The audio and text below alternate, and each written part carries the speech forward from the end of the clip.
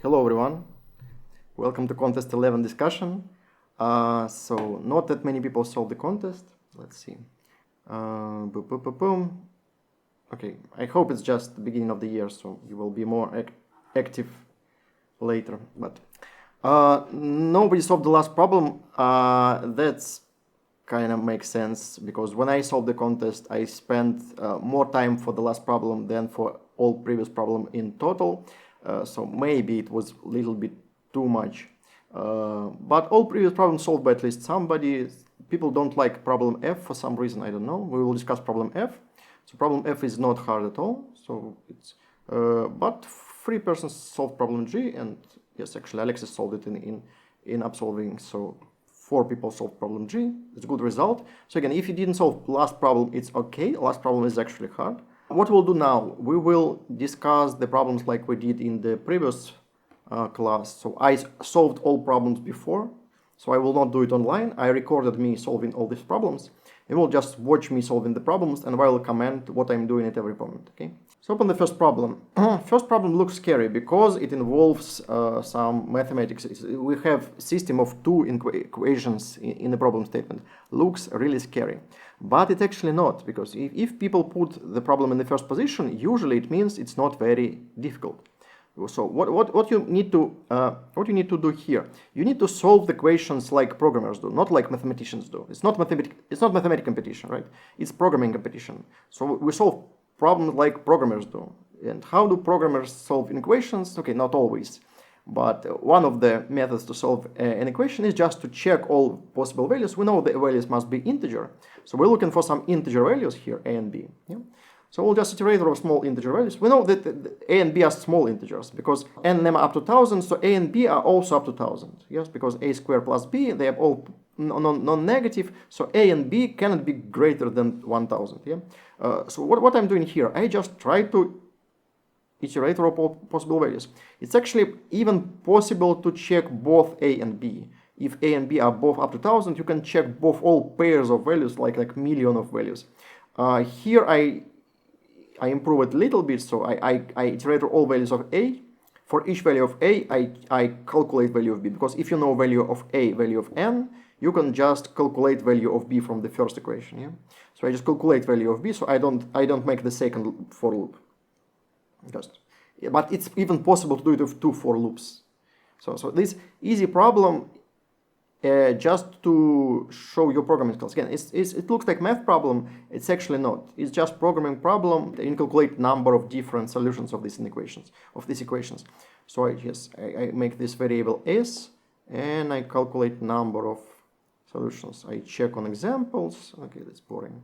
That's it. So this is the whole first problem. Again, even if the first problem looks scary, just think about it as an easy problem, because usually the first problem is an easy problem. So if it looks scary, it's only because the problem authors want you to be scared, because they specifically make the problem statement look scary, so you spend more time solving this problem. It's usually a very easy problem with just a single loop or single if, something like this. Usually it's like this. So it's in division 3 especially. So in division 1, first problem may be complicated. Okay. In division 3, it's always something really easy. So try to find for easy solution. Try not to overcomplicate things. Okay. So in problem B, we have situation like so. Okay, so we have problem statement. So what we have, we need to find a pair of camels who speed on each other. And what I'm doing here, I will implement a really easy solution again, because I see that n is up to 100. So I will implement very easy solution. I will check for all possible pairs of camels and just check if they speed on each other or not. And I can do it because n is up to 100, so you can just check all possible pairs of camels.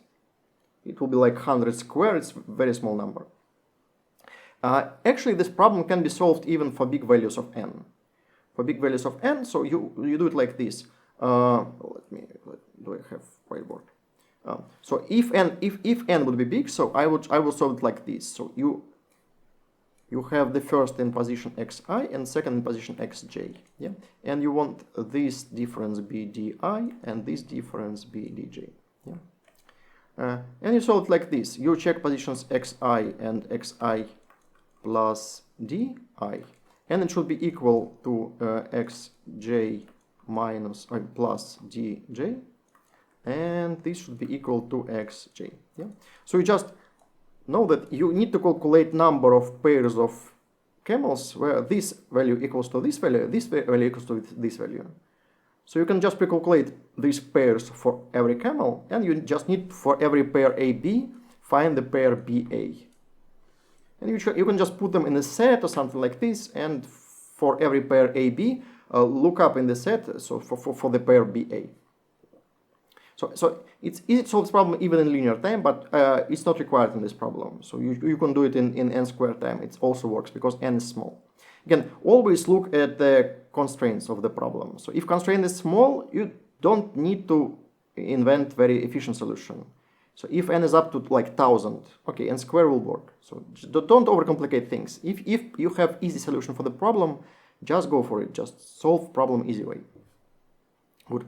Now problem C. Oh, problem C is actually interesting. So in problem C, we need to split the segment of length n into 4 small segments in such a way that it's possible to construct the rectangle but not the square.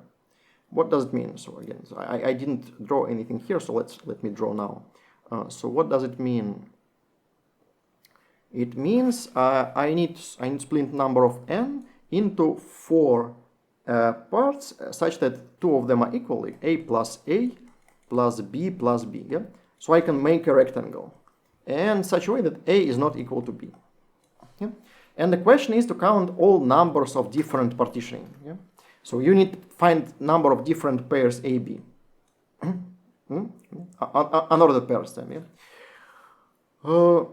Again, just by looking at this in equation, so I did it all in head, but let me write it here.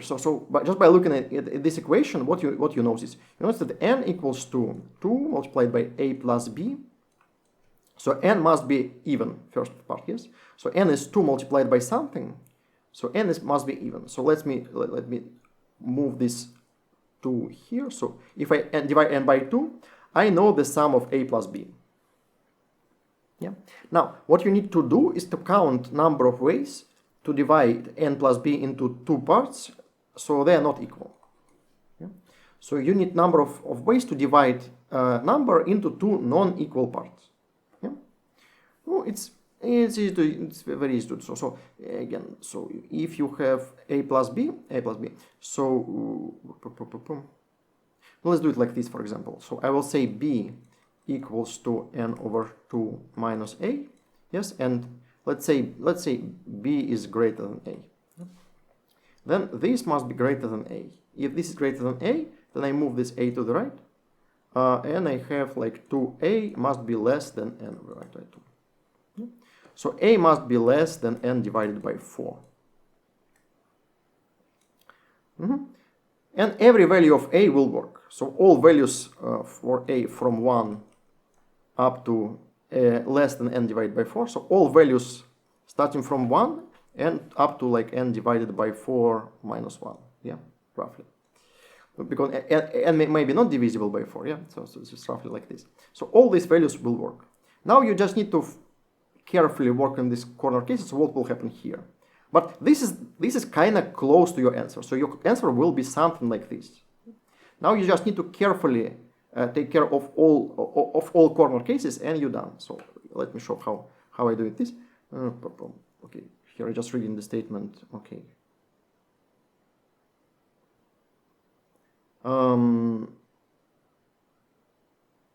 Okay, I think too much. Now, again, reading n, you check if n is not even, then the answer is 0. Yeah.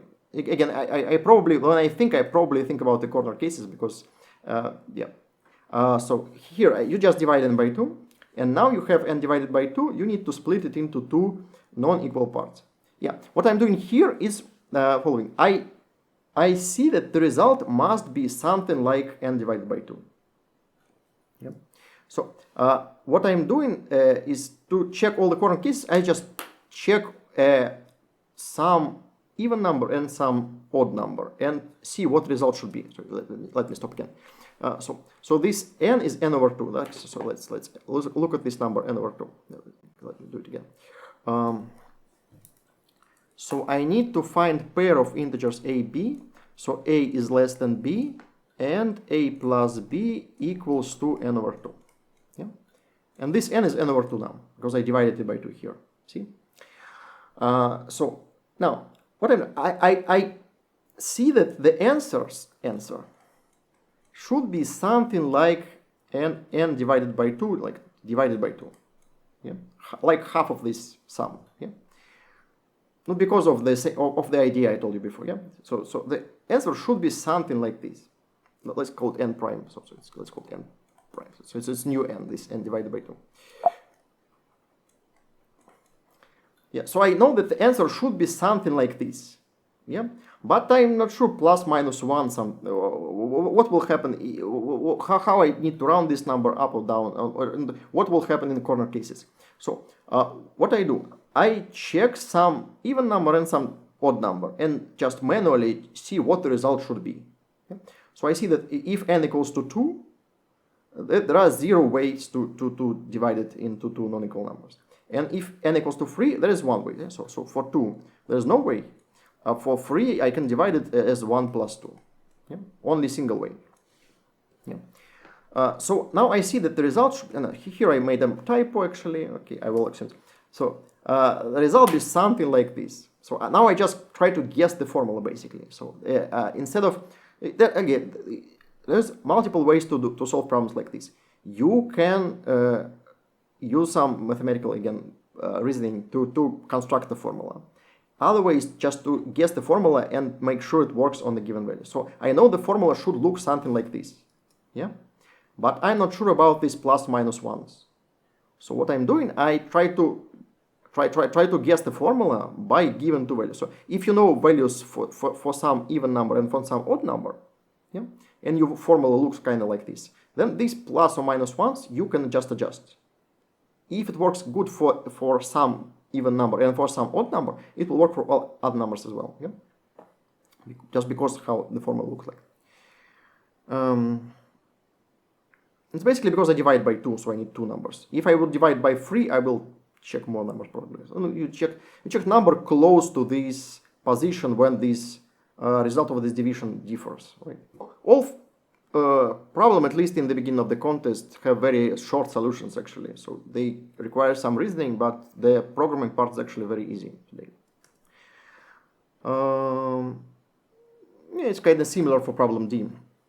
Let's solve problem D. So what we have in problem D, we have some we have some flowers, I believe, camomiles. Okay, so we have some flowers. Doesn't matter. So we have some flowers. Each of them have some petals, and we need to make a bouquet so the total number of petals is odd. Yeah.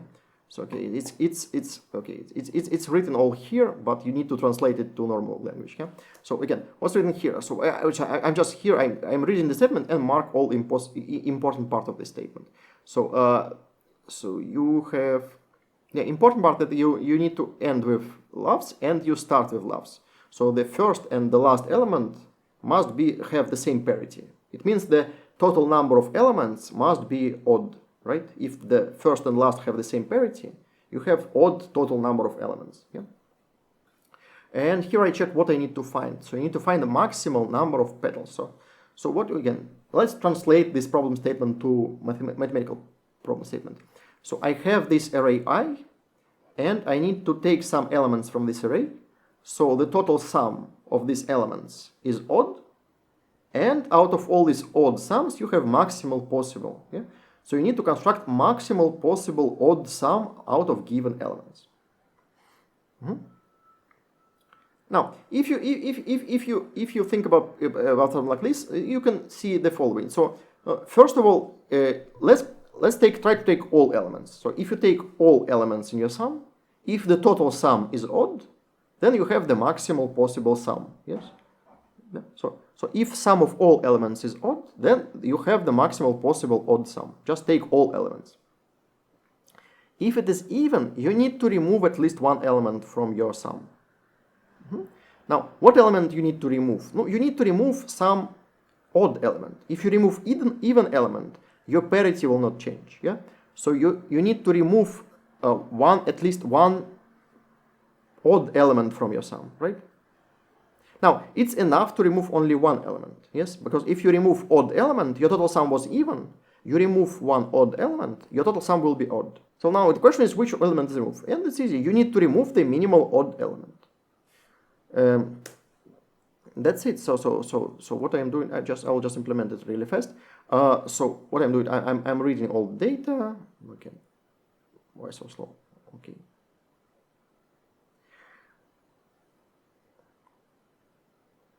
I'm telling myself I'm too slow. Okay.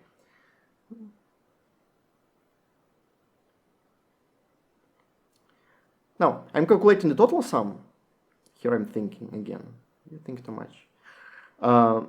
I'm calculating total sum of all elements. I double check that I will not have this integer overflow. You know, all numbers are up to 100, and I have 100 numbers, so I will not have any integer overflow problems.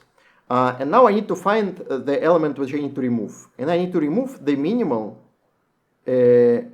odd number. So I check if number is odd, I update my minimum. Now in the end, I check if the total sum is even. Yeah, I check if I don't have any odd element, I return 0, because all elements are even and total sum is even. It's impossible to get any odd sum. Yeah. If not, I just remove this minimal element and print the result. That's it. That's it.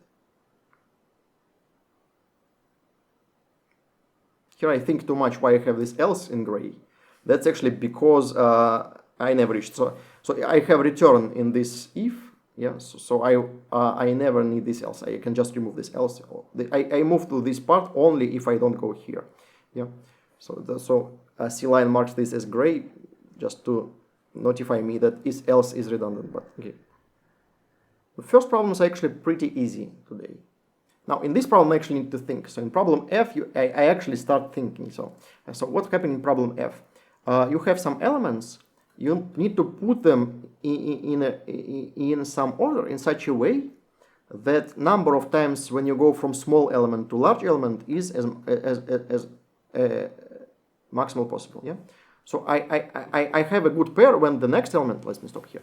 Next element ai plus 1 is greater than ai, strictly greater. So when I move from strictly small element to strictly greater element, I have like 1 point, and you need to calculate maximum number of points you can get. What I'm doing here on the left, it's hard to get. So I'm actually thinking. So I think using paper because it's sometimes it's too much to hold in the hand. So it's easier to draw the picture. So you visualize what you're thinking. So what I'm doing here, I'm trying to see. So basically, what we're trying to achieve? We try to achieve number of times I move from left to right. So here I have points. I basically move in the left. They visualize the elements. Yeah. So points in the left are small elements. Points in the right are big elements. What I'm doing here, I try to draw these arrows. Arrows is when I move from small element to large element, and I try to build the picture when I have as many of these transitions from small to large element as possible. And first I see if all elements are different. I can just sort them, move from smallest to largest, and just put them in this order. And the number of transitions will be like n-1. Yeah. If I have equal elements, then I can I can still make these transitions here. But then out of these equal elements, I can produce more transitions from small to large elements. Yeah. So again, if you remove these duplicates, and say you have k different elements, you can make this sequence of k elements and make k-1 good transitions. Yeah? But then you add these equal elements. These equal elements will not affect the previous elements. Yeah? So out of these equal elements, you can produce more good transitions. And you produce them like this. So I just do it like this. I do it in layers. For each layer, I make transitions from left to right. Yeah? Each layer of equal elements. So you first make transitions for all first occurrences of each element. Now you take the second occurrence of each element and make another row. Yeah. So you have some sequence of good transitions, and so on. And then I think, is it the maximal possible or not? And I see that actually it is, because in every row I have exactly one element which is not used. Yeah. So I have exactly one bad transition for each row of elements. And it's actually minimal possible is because I have number of rows is the maximal frequency of the element. Yeah? So here I have this element which occurs 3 times. Yeah, see? So I need to have at least 3 rows. So I have 3 bad transitions, including the starting one. Yeah? But it's minimal possible because these 3 elements, I cannot put them in the same increasing sequence. So you can think about like this. You need to split. Another way to think about the problem, you need to split your elements into some number of increasing sequences. Yeah? And you want to minimize total number of increasing sequences. Let me show you.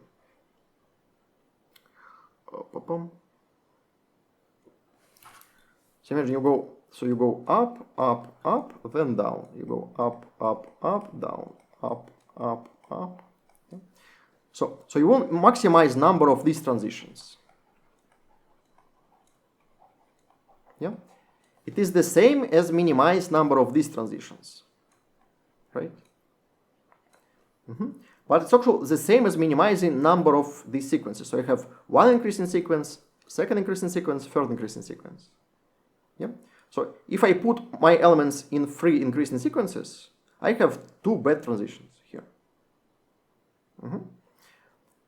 And here, number of increasing sequences is the same as the maximal frequency of the element. So if I have element x here that occurs 3 times, I cannot put these x's into the same increasing sequence. They must be strictly increasing. Yeah. So these x's must be split into 3 different increasing sequences. So you have element which occurs like 4 times. You need at least 4 increasing sequences to cover all these 4 occurrences of this element. Okay. So okay, that's my thinking about this problem. So now again, this picture is not very good picture. Okay. So this picture just to help me to think. So a lot of stuff actually happening inside the head while I'm doing this. So I draw this picture just to help myself to visualize what's happening and understand what's going on. Now, after I understand what's going on, here I spend some time trying to prove it. I'm actually correct.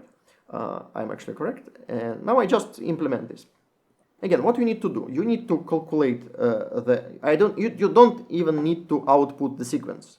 You need to output only this result, only maximal number of good transitions. So maximal number of good transitions will be equal to n minus frequency of the most frequent element. So here I just calculate frequencies, just easy, just doing some simple math. Yes, it's just easiest way to calculate number of occurrences of each element. Now calculate element with maximum frequency here. This mx is the maximum frequency. And here I guess just I'll put n minus mx. That's it. That's the whole solution actually. So again, problem looks scary, requires some thinking, but this programming part is pretty easy. Yeah? So after you understand what's going on, after you play a little bit, you see what you need to calculate. Actually, the calculating part is pretty easy. Yeah? So the hard part is actually to understand what you need to calculate. When you understand what you need to calculate, you just do it like this. So let's go to problem F. Problem F is actually fun. Problem statement it's quite unusual. Yeah. So you have the number, and you know that the number contains these specific 4 digits, and you need to shuffle the digits in such a way that number is divisible by 7. Not very standard problem statement. That's why I like about this problem. It's not very standard. So you need to actually improvise. So what I'm doing here, actually improvising. What was my idea? I thought that if I have 4, I know I have these 4 digits, and I can shuffle digits of my number. I think if I shuffle only these 4 digits, is it possible to get the correct result by shuffling only these 4 digits? And I don't know actually. So what I'm doing, and check. So I will check here. I write this specific code just to check if it is true. It looks kind of true, yes? If you have 4 digits, you have like 24 different permutations. And it looks like with good probability I will have all possible remainders modulo 7. Yeah. So what I'm checking here, I check that if I shuffle only these 4 digits, I will get all 7 possible remainders modulo 7. If it is true, it means I can take any number and take only part which contains these 4 digits and shuffle only them, and it will get me all possible remainders modulo 7, including 0. Yeah. So I need to find the permutation that gives me remainder 0. But if you have, let me stop here. So while he's coding, I will draw here. So if you have your number, yeah. So okay, let's take your number and put these digits in. So 1, 6, 8, and 9. Yeah. Yeah. So all other digits give you some remainder modulo 7. Yeah. And these numbers give you, so like say A, and this is like B. Yeah.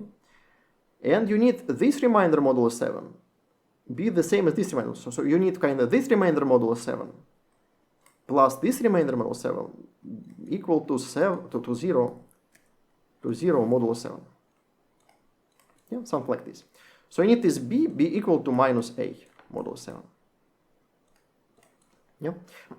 Now, what I'm going to do, I know that I can shuffle these 4 digits to give me all possible remainders, including minus A. So I don't need to, I even don't need to find this A. I will just check all possible permutations. I know that at least one of them will give me the good result. Yeah. So what I'm doing here, okay, let me see. So now let's go back to the problem. So what I'm doing here, I first put these 4 digits to the beginning of my number. So this first loop, this for loop, just puts these 4 digits in the first 4 positions of my number. Yeah? You can see I take okay, I know all these digits are different. Yeah, so I go from left to right, find the first occurrence of this digit, and put it in position I. So J is position or current position. I put in position I. So first 4 positions will be equal like this. Yeah. Now I will just shuffle first 4 positions of my number. Yeah, I'll do it like this. So I'll call next permutation of the first 4 positions of my number. Only them. Yeah. And I know that one of these permutations will give me the number divisible by 7. So now I just check if number is divisible by 7. There are multiple ways to do it. I will do it like this. I will just calculate the remainder modulo 7. Yeah. So I go from left to right. X is my current remainder modulo 7. I go from left to right. Every time I multiply it by 10, add new digit here, and calculate remainder modulo 7. So in the end, X is the remainder modulo 7 of my whole number. Yeah. And I just check. If it is equal to 0, I just break. Yeah. That's it. So this is the whole solution actually. So again, first I put digits in the first 4 positions of my string, and then I tried all permutations of the first 4 positions and check, just brute force, check if the remainder equals to 0. So I can check it in linear time, number of permutations like 24, so 24 multiplied by size of the sum should be good enough. So again, that's it, that's problem F. Again, looks kinda like a very hard problem, but it's actually not. This is the whole solution. Let's actually check some of your solutions. Oh, we have only one. Let's solve the problem.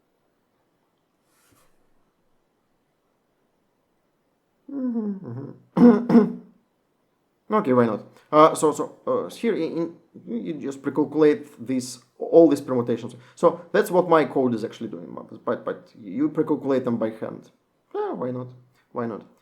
Okay, we are fast. We have 2 problems left. That's what happened to me in the contest. You see, so we have 2 problems left, and we're here in the progress bar. Yeah. So last problem is fun. But problem G is actually easy. So what we have in problem G? We need to check if 2 strings are equal or not. And the equality is defined like this. So if string has odd odd size, we can do anything. If string has even size, we can split it into halves and check if first half. So let me draw a picture before we go to the coding, because I will start coding immediately. So if string is even, you can split it in halves. See, it's A1, A2, and the second like this, like B1 and B2. And you need to these pairs be equal. So they should be equal like this. A1 equal to BI and A2 equal, or they can be equal like this. So A1 equal to B1 and A1 equal to B2 and A2 equal to B1. Yeah? So one of these should work. So what I'm doing in this problem, I do something actually, it takes a pretty common trick for problems like this. It works sometimes, not always, but if you have some strange equalities like this, you kind of put each string to some canonical form. So you have some objects. Yeah. So again, so let's move to some algebra. It's not really algebra. Do not be scared. So it's not idea. What is the idea? You have some objects. Yeah, and you have some equality. So you know some objects are equal in some sense. Like in this problem, they equal if. Show me. Okay. They equal if this something is satisfied. Yeah. What you need to check? You need to check if two objects are equal or not, or you need to count number of different equal objects, or something else. So equality forms something like equality classes. So you have some classes of equal objects. Okay. So all objects in the same class are equal. So is equal to this, equal to this, equal to this, equal to this, and equal to this, equal to this. So all objects inside the same class are equal. And how you deal with this situation, sometimes, this not always works, but sometimes it works. You pick one object in each equality class. So out of all equal objects, you try to find some, let's say, the most beautiful one. Yeah, it's all canonical. So it's a canonical form of the element, actually. Yeah. So it may be something like minimal element or maximal element or element with something. Usually it is element which maximize or minimize something. Usually. Yeah. So what I will do? I will try to build a canonical form of this string.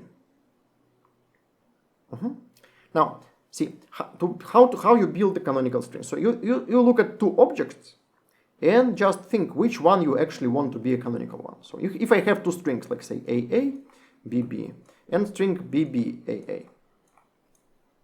So they are equal. Yeah? So I think which one should be more canonical one? Well, again, you can take some, usually you take something minimal or something maximal. In my case, I will take minimal one. So I will always take the minimal possible string. So out of every set of equal strings, I will always take the minimal one. Okay.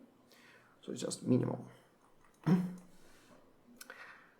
Now, it's easy to do. So again, out of these two strings, I will pick this one because A is less than B. Yeah? And now it's easy to build the canonical string. So if you have the string as, if it has odd size, you can do anything. So strings of odd size has only one canonical. So if length of the string is odd, that's only one string in this equivalence class. Yeah. So it's only one string equal to itself. So it will be the string. If it has even length, so I will split it into strings S1, S2. Then I need to find the minimal, lexicographically minimal string equal to my string. So what I will do? I will find lexicographically minimal way to form of the left part, lexicographically minimal way form of the right part. Okay? So I will make canonical the same, actually recursively call the same function to minimize the left part, minimize the right part. Then I will look at them again. It was S1 prime, S2 prime. Yeah? So I will minimize left part, minimize right part. Then I check if left part is greater than the right part. Then I will just swap them.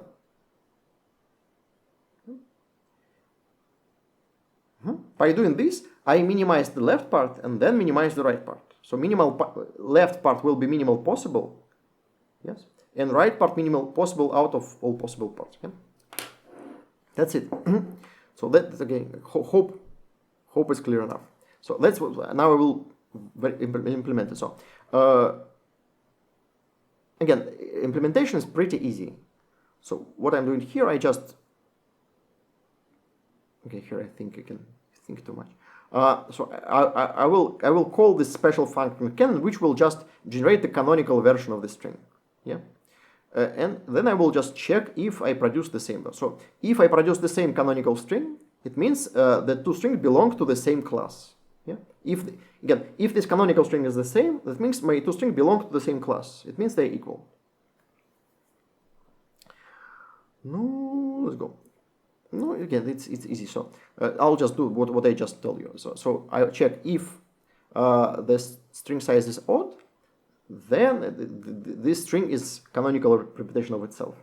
If not, I will split it into two parts. Again, no, I can't split it.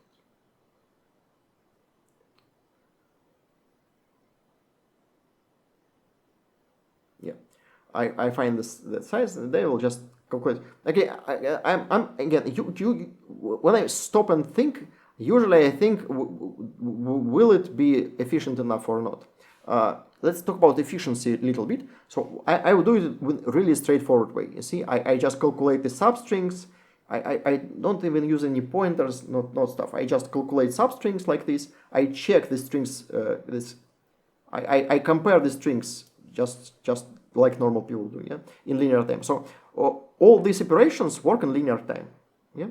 So you can see I calculate substring in linear time. I check this a greater than b in linear time, so it's actually not very slow, not very fast.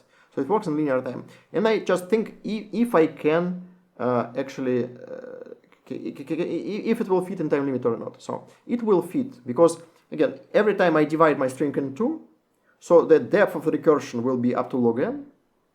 So total time complexity will be linear on each layer of the recursion.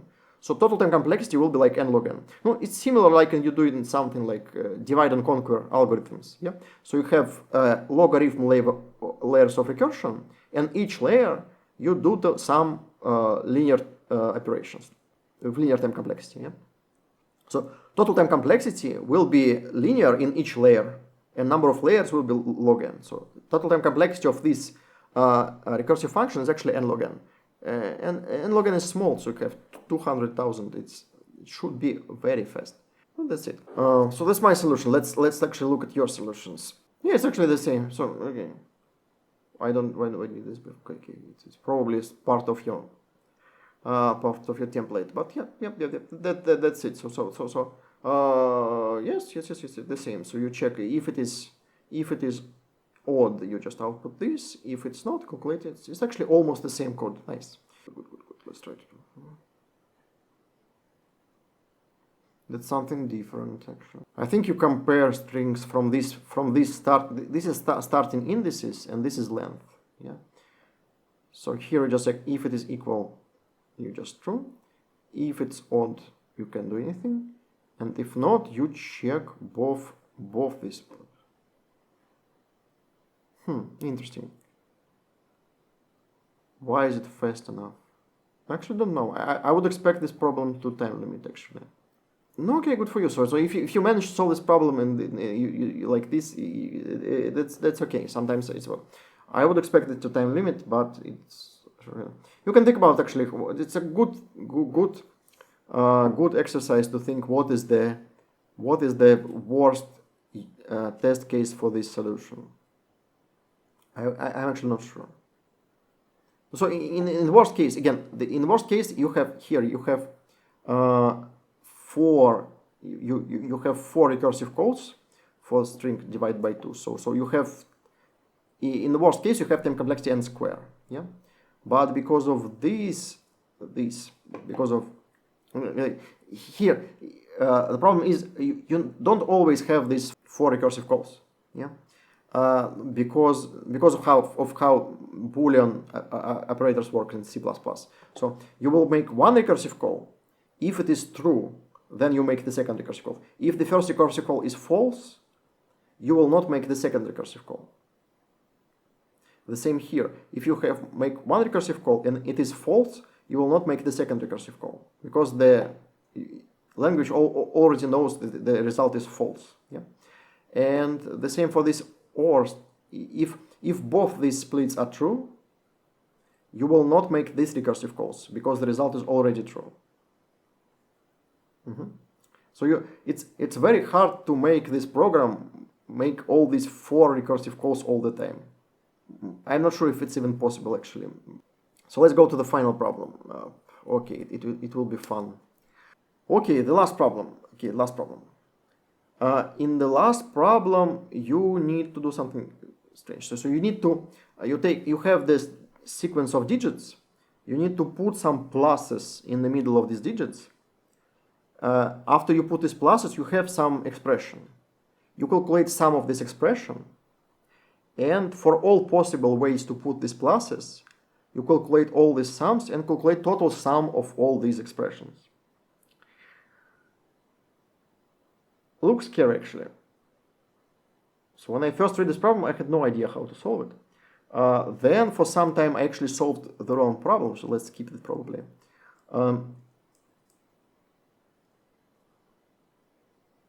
Yeah, here I spend a lot of time solving the wrong problem.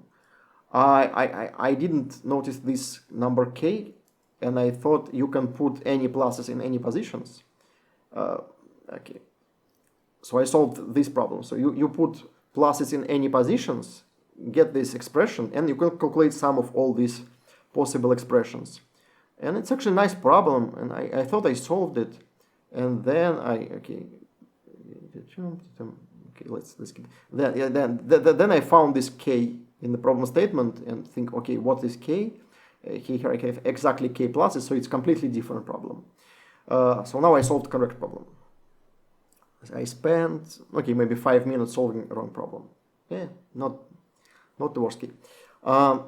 It would be much worse if I implemented this solution and then noticed that I solved the wrong problem. It also happens sometimes. But now let's solve the problem we actually need to solve. So I need to put k pluses in the middle. Now, first of all, if you put k pluses, it's easy to calculate number of possible ways to put k pluses. Yes. So you have n-1 positions, and you can put k pluses. So number of ways to put these k pluses is just binomial coefficient. Out of n-1, you need to choose k positions. So it's easy to calculate number of these expressions. Yeah. But I don't need to calculate number of expressions. I need to calculate total sum of these expressions. Now, what I'm doing here is actually quite standard approach. So instead of, again, when you calculate some sum, you want just to split elements of this sum in such a way that's easier to calculate. So what I will do, I will calculate the part of the sum which produced by the single digit. So I'll take single digit of my string and calculate what part of the total sum produced by this specific digit. And now I just here I'm just thinking. So I think, okay, so the part of this digit depends on position of this digit in the corresponding integer. Yeah. So it depends on distance from this digit to the closest plus to the right. Yeah. So if you look at my digit and closest plus to the right, if you put this plus far away, you have bigger. I forgot the word. So the part of this digit in the final sum will be bigger and bigger.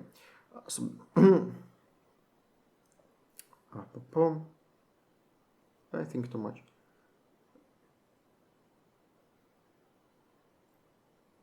I'll just skip.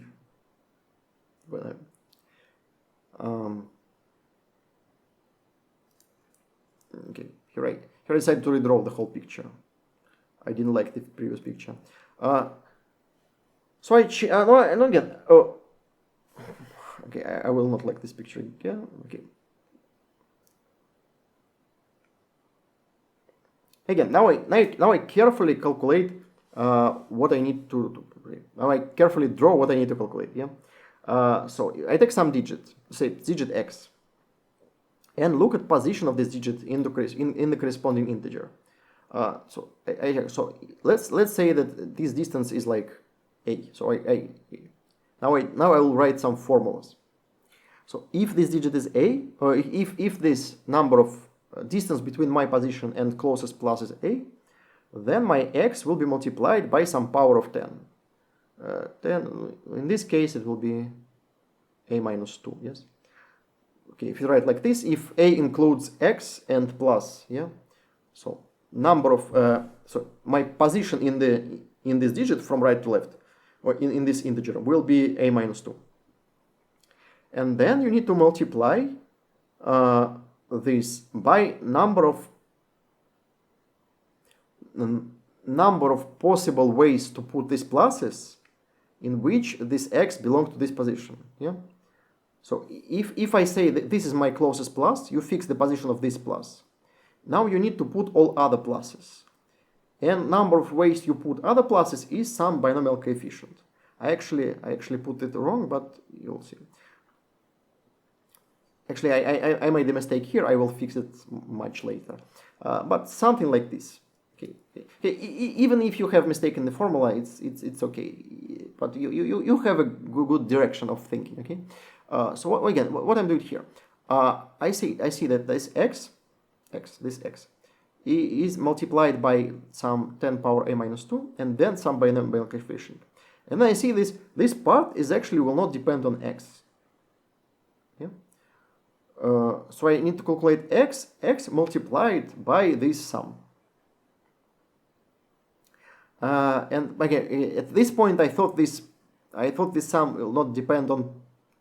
So I just calculate this sum and multiply all numbers x by the same sum. It's actually not true. Not true because the limits of this sum is different. Yeah. So limits of the sum depends on position of this x. Okay? So this a should be up to the distance from x. Let me draw this. What I missed here, I will fix it later. But so you have the correct understanding.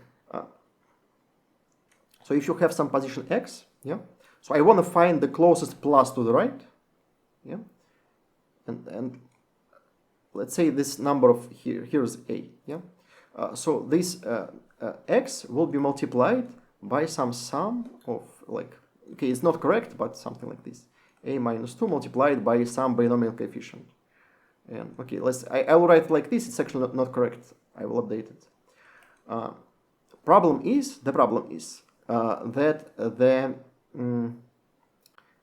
limits of this sum are different. So this a should be from 2 to something, and this something depends on position. Yeah. So this is the maximal a. Yeah.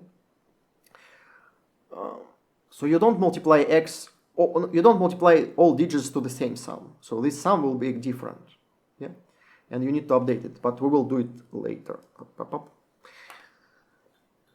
Also, I noticed that if x belongs to the last element of this sum, to the rightmost element, then you don't have plus. Yeah, so it's special case when you don't have plus to the right of the x. So you have your digit, and it belongs to this right segment.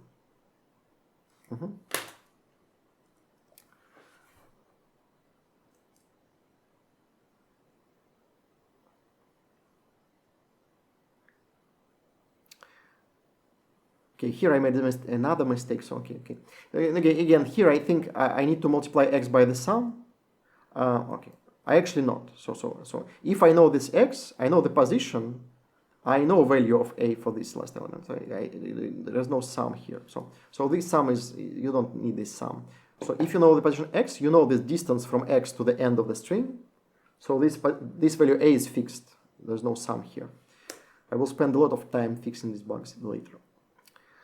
But again, that's how you usually do in contests. You have some ideas.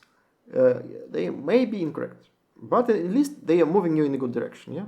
So I will write a lot of code now, and it will be wrong code, but it will be close to. So I will just instead of rewriting it, I will just fix it, okay?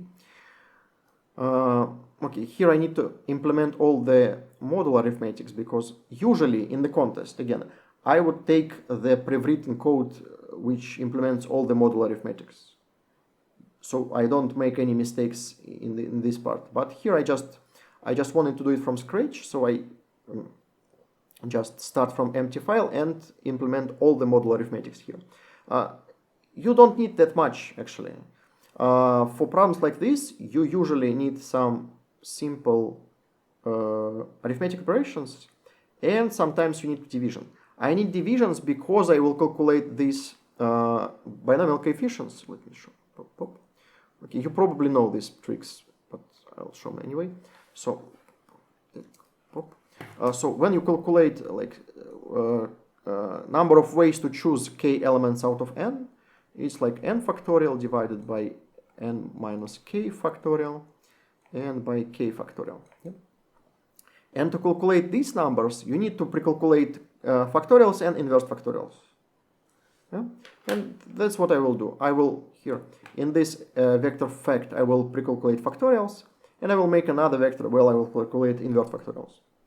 And after I pre-calculate all factorials and inverse factorials, I can calculate easily any binomial coefficient in constant time. Okay, spend too much time. Okay, here I have to calculate factorials. Again, I have all this code in my library, but I just want to show you that it's not that a lot of code. You can just, if you don't have it, you can just write it from scratch. It's not a big problem.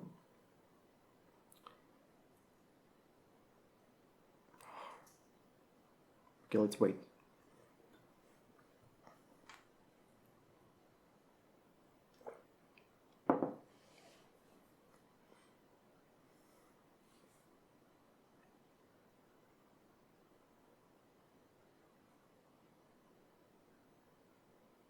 So actually, it feels much slower when you watch it afterwards. It felt much faster when you implement this, but now I look at myself and think, okay, I'm too slow. This all should be done twice faster. Okay. Now I pre-calculate all factorials and inverse factorials. Now I just need to implement my formulas. Okay, these formulas are wrong formulas, but I will implement them anyway. So I will do what I will do. So I want to calculate this first sum and second sum.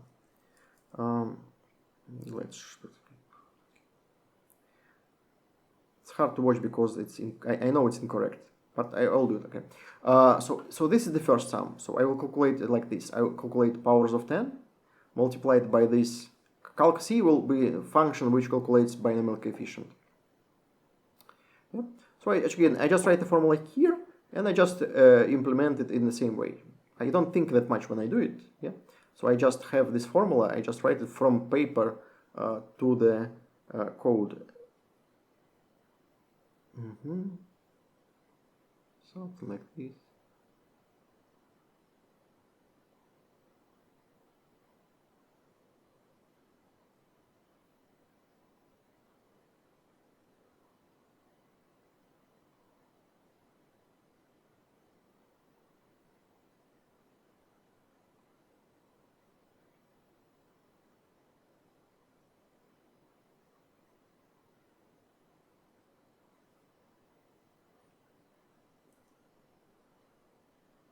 Yeah, here I usually make these checks so I don't have any problems with going out of boundaries of my factorials. It actually helps a lot to have this if, because you can safely put any values in this calc and it will get you some result. So it will never give you runtime errors because of some stupid things. So if you try to take 10 elements out of 5, it will just give you 0 ways to do it. So it will not give you any runtime errors.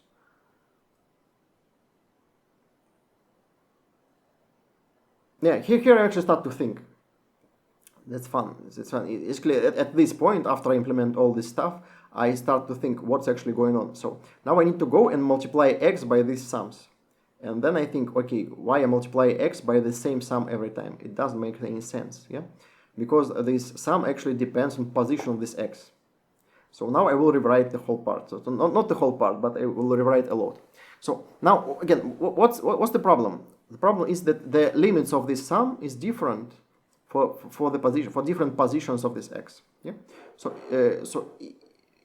the again a is the size, is number of elements between x and the closest plus. If you move x to the left, the maximal distance from x to plus will be increased. Yeah. So what I will do, I will go from right to left, and we'll just add new elements to this sum. Yeah. So this sum should be sum for all possible distances from x to the closest plus. Yeah. So if you go from right to left, this maximal distance will increase. So you add more and more elements to this sum. So that's what I will do here. So I will go from right to left and just add more elements to the sum. Every time recalculate this sum. Okay, too slow. So slow.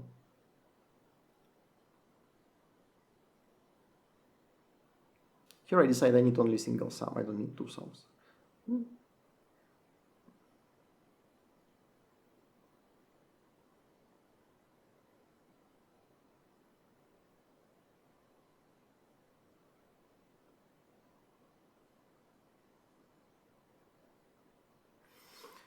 Okay, here I see that so if element is the last element, if I have the last digit, I cannot put plus after the last digit. So I update this first sum only when I have not the last element.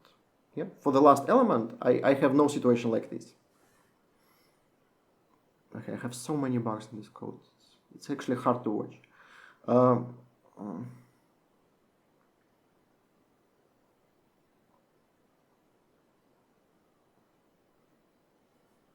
How much time left? Oh, okay, it's 10 minutes left. Oh, okay. But again, you can see how it's actually how I struggle to solve this problem, because I'm actually I think it would be better to draw more pictures and just test it on samples before I actually implement this. So maybe it would be better. Maybe I was just overconfident after solving first 7 problems too fast. I thought I can do the last problem in like 10 minutes and it will be done. So, but not. It's not. Sometimes you stuck it. Okay, that's not. It's okay. Problem is hard. Okay, but not that hard. I could solve it, I believe, twice faster if I do it correctly. I just spend too much time for incorrect solutions.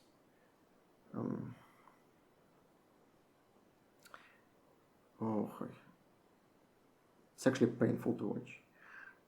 Okay.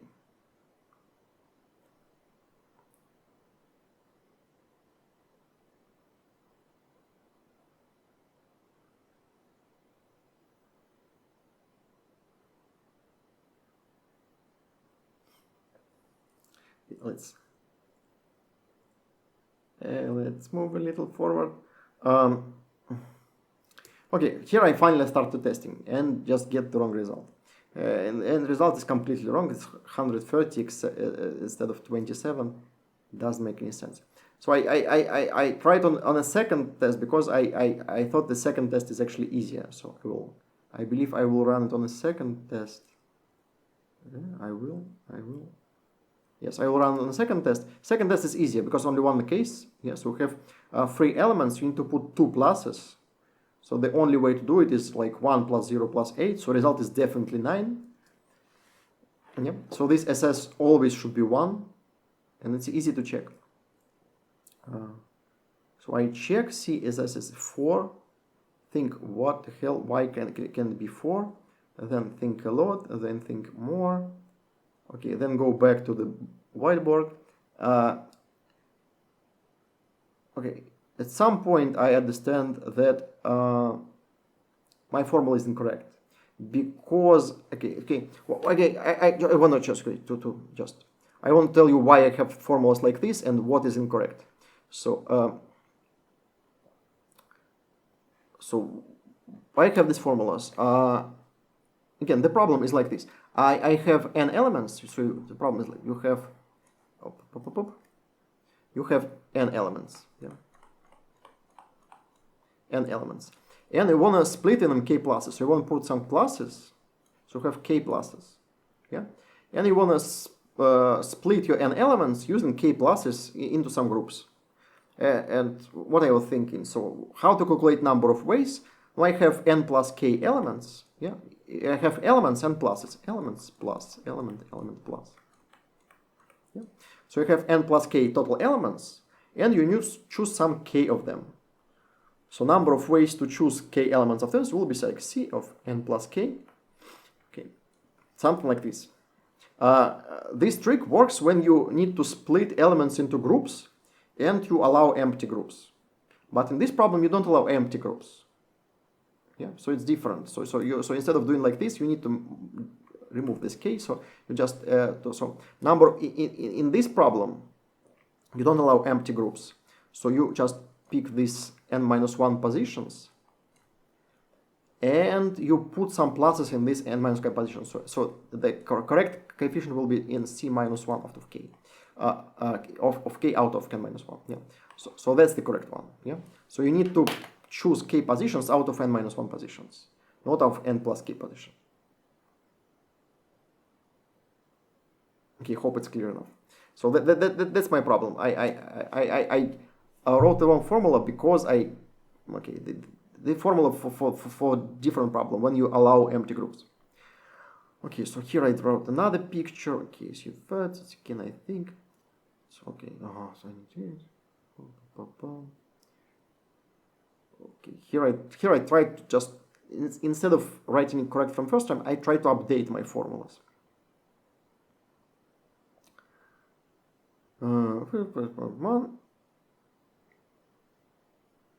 Here I think too much.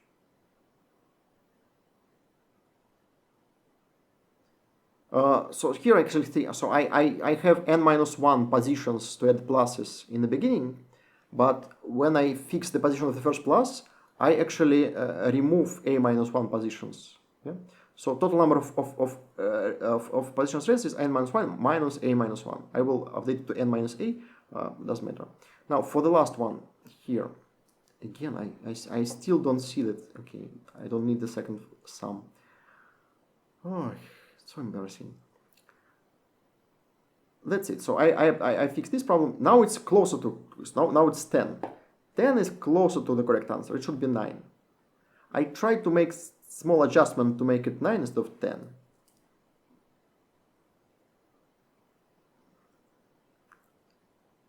I believe I will do some.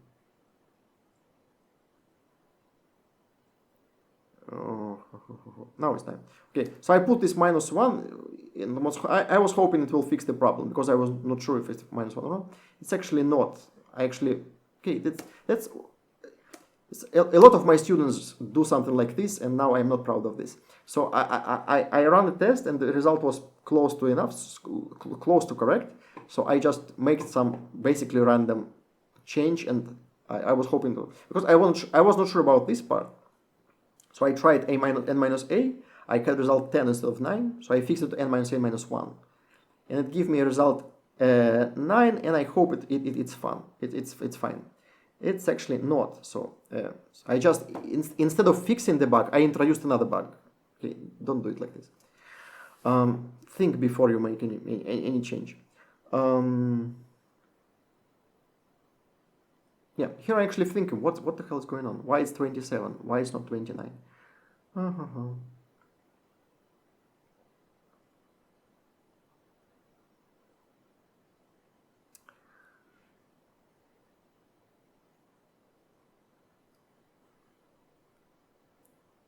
Okay, now I just looking at what I'm producing here. So I output this value as SS is the value I multiply my digit on. So it should be the part of this digit in the total sum. I see the first value is 2. It's actually correct. So this last digit is multiplied by 2. So last digit is always last in this both. So I have these two cases. In both cases, this 8 is the last digit. So 8 should be multiplied by 2. That's good. So this zero should be multiplied by 10 and by 1. So in total it multiplied by 11, not by 13 here. So this 13 is actually wrong. So now I'm actually starting to think why I have 13. What's happening?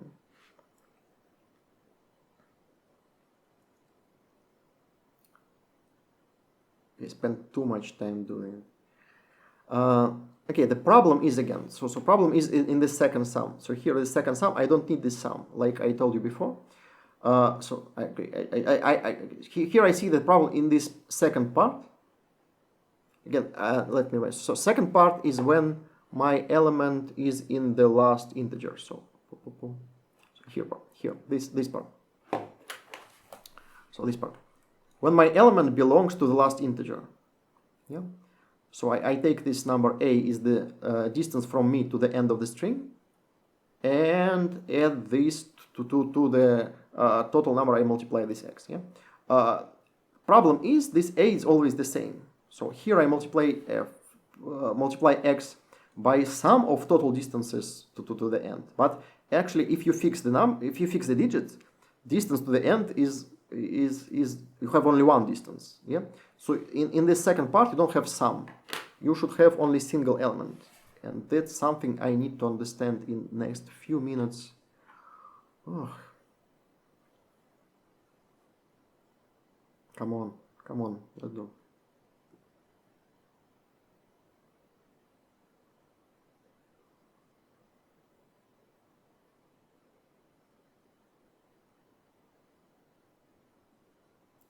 So I keep the first part. First part is actually okay. So the first part calculates sum. It should calculate sum.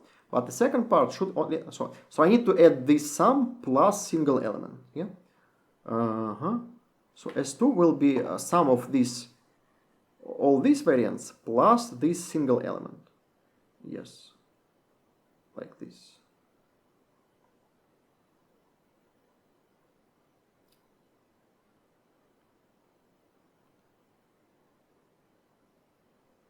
Okay, here again, see it is a little bit different. It should be 27. It's 17. So now remember, I make this random change, and I just undo it because I thought it's suspicious. So I remember that I make some strange change. I should just say I undid it. That's it. Okay, I believe it's finally working. Yeah. Okay, so again, the last problem was probably too hard for this contest. So I spent again, now you can see I spent like 20 minutes solving first 7 problems and another more than 30 minutes solving last problem. Yeah, it should happen usually, but sometimes you have contests like this. Not a big problem actually. Okay, I tried to read your solutions, but you didn't have any. Okay, let's read my solution once again. So this is again this is the whole solution. It's not that difficult. It is difficult, but not that difficult. So this first part is just calculating binomial coefficients. Yeah. So I calculate. So it's binary exponentiation. This is calculate in inverse values. This is factorials, inverse factorials. This part calculates binomial coefficients. Okay. Now, okay, here I pre-calculate factorials. So this is the only intellectual part. So all the previous parts. So here is just template basically. So here what I'm doing, I calculate 2 parts. So I calculate the for each digit, I calculate what this digit gives to the total sum in the end, and it's combined of 2 parts. So if I have digit and some plus to the right, so so a is distance to this plus, and I need to calculate sum for all these distances up to the end of the string. So every time I have the current sum, and I add one more element to this sum. And this part calculates part when my x belongs to the last integer. So if x belongs to the last integer, I know distance from is x to the end of the string. So I know what power of 10 I should multiply this number. Yeah? So I just take this number and multiply it. That's it. Now S2 is, now it's total sum. I need to multiply this digit too. So I take this total sum, multiply it by the digit, and add this to the result. And again, the whole idea of problems like this is to split the sum into some portions such that each portion is easy to calculate. In this solution, for example, I split into portions for each digit. So for each digit, I calculate what is the part of the total sum by this digit, given by this digit. Sorry, a little bit messy again. So sorry. It's a hard problem. It's easy to discuss easy problems. So sometimes you have hard problems. It's not that easy to discuss. It has a lot of mathematical, but requires both mathematical thinking and programming. Okay, again, maybe not that much programming. Okay, you can say not that much programming happening here, but it's kind of intense. So all lines of this code are kind of intense. If you make a small mistake, like I did multiple times, you get wrong answer. That's it. Okay, so thank you for joining me today. I will post next contest tomorrow, so see you next week.